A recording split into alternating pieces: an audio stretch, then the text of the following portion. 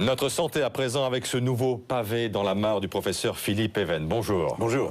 Auteur du guide des 4000 médicaments utiles, inutiles ou dangereux. Ce fut un carton de librairie. Voici à présent la vérité sur le cholestérol aux éditions du Cherche Midi. L'ouvrage sort le 21 février, mais le Nouvel Observateur publie Les Bonnes Feuilles cette semaine, dossier dont nous sommes partenaires. C'est une thèse stupéfiante que vous défendez, professeur. Le cholestérol serait un ennemi imaginaire. Ça concerne quand même 5 millions d'entre nous. Ennemi imaginaire. Totalement.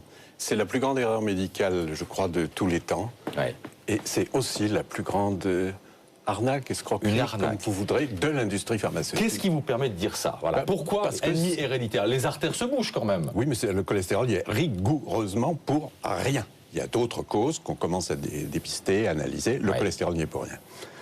Le cholestérol, c'est bon pour la santé? Vous n'allez pas aller... C'est pas que c'est bon, c'est indispensable pour nos fonctions essentielles, fonctions cérébrales, fonctions sexuelles, fonctions musculaires, fonctions cardiaques. Et en plus, le faire descendre très bas, ça crée des diabètes. Il y en a 400 000 aux États-Unis aujourd'hui, fabriqués par les statines. Ça veut dire qu'on nous a arnaqués en fumée pendant des dizaines et des dizaines d'années? Complètement. Mais qui? Pour beaucoup. Je vous dis, c'est l'industrie pharmaceutique qui tient tout, toutes les informations, beaucoup de leaders. Avec la complicité des médecins, parce qu'il faut quand même des médecins qui prescrivent. Attendez, complicité, oui et non. Complicité de quelques-uns d'entre eux qui se font les porte-voix grassement payés de l'industrie pharmaceutique. Et on les connaît en France. Ouais, enfin, il n'empêche, le médecin de famille, il nous prescrit des statines lorsqu'on a du cholestérol. Le médecin de famille, il fait ce que les cardiologues disent. Hein, c'est pas lui qui choisit, il emboîte le pas. On a tous été nourris, moi aussi, j'ai cru longtemps à ça. Ça fait 50 ans qu'on nous raconte que le cholestérol est dangereux pour les artères. Qu'est-ce qui a provoqué la bascule chez vous alors? L'apparition. D'abord le prix.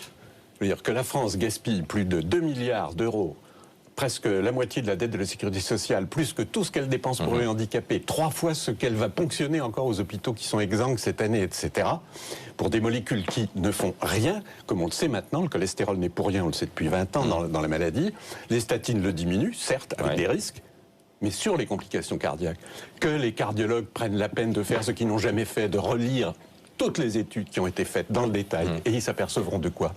Qu'elles n'ont aucun effet positif. Ça veut dire que vous dites ce matin aux patients qui sont sous statine... Arrêtez tout de suite. D'arrêter? Oui, tout de suite même. On n'est pas... La pilule, c'est un médicament, si on l'arrête, on risque d'être enceinte le lendemain. Là, les statines, c'était censé être des médicaments qui agissent lentement, sur le long terme, petit à petit. Alors les arrêter d'un coup n'a aucune importance. Bon, vous avez épinglé les labos. Qui peut arrêter alors cette imposture des labos? Eh bien, elle va s'arrêter toute seule. Pourquoi dites-vous ça? Parce que toutes les statines vont être génériquées au mois de juin. À partir de là, ça ne rapporte plus rien aux grandes firmes. À partir de là, elles vont non seulement s'en détourner, mais essayer de trouver autre chose pour les remplacer. Donc les statines, c'est l'heure de leur belle mort. Alors, c'est ce qui m'inquiète dans ce que vous dites, Philippe Even, parce que si l'imposture est telle sur les anticholestérol, ça veut dire qu'il y en a d'autres dans la médecine? Plein d'autres? Il y en a pas mal d'autres, mais à ce degré, il y en a peu. Il y en a vraiment peu, aucune à ce degré. Je vous répète, 300 milliards dépensés et gagnés par l'industrie pharmaceutique en 15 ans. Et je vous ai dit tout à l'heure ce que ça représente en France.